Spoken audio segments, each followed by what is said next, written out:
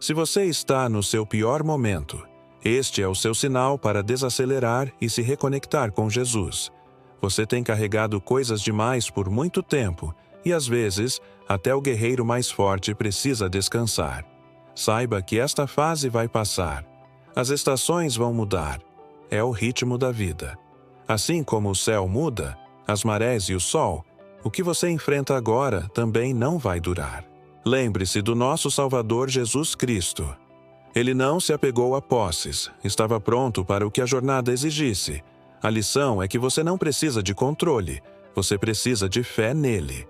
Mesmo quando as coisas não acontecem como planejado, você está seguro, porque sua força nunca esteve no resultado, sempre esteve na sua fé.